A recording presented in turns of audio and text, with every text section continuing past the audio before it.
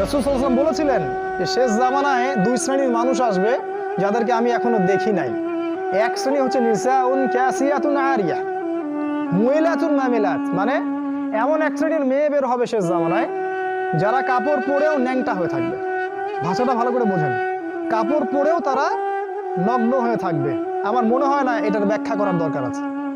কাপড় পরবে কিন্তু কাপড়ের সবকিছুই, ভিতরে সবকিছু আপনি দেখতে পারবেন, বুঝতে পারবেন কোন অঙ্গ কতটুকু উঁচু নিচু, কোনটা কি। এখন এমন ড্রেস বাইরে থেকে ভিতরে সব দেখা যায়, কাঠামোকে সেটাও দেখা যায়। এমনকি এমন বোরখা বের হয়েছে এখন যেটা পরার পরেও দেখবেন যে তার ফিজিক্যাল সমস্ত স্ট্রাকচার বোঝা যায়।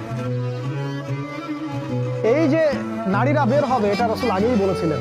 একটা হাদিস আপনাদেরকে বলি, নবী সাল্লাল্লাহু আলাইহি ওয়াসাল্লাম আরো বলেছেন যে এই মাসিহুদ দাজ্জালের সবচেয়ে শেষ অনুসারী হবে এক শ্রেণীর নারী, এক শ্রেণীর নগ্ন নারী যাদেরকে তার স্বামী বাবা পিতা ঘরে রাখতে চাইবে কিন্তু তারা ঘরে থাকবে না, তারা বাঁধন ছিঁড়ে বের হয়ে চলে যাবে বাইরে।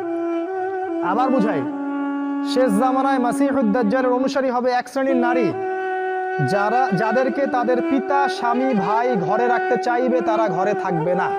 আপনি কি বুঝতে পারছেন তারা কারা? বর্তমান সময়ের এই ফ্যামিলিস্ট রেভলিউশন যারা করছে এরা সবাই দাজ্জালের অনুসারী। দাজ্জাল যখন বের হবে এরা সবাই তাকে অনুসরণ করবে, অবশ্যই করবে। একটা কোভিড-19 যদি সবাইকে একমুখী করে ফেলতে পারে, দাজ্জালের ফিতনা যে কত ভয়ঙ্কর হবে সেটা চিন্তাই করতে পারবেন না।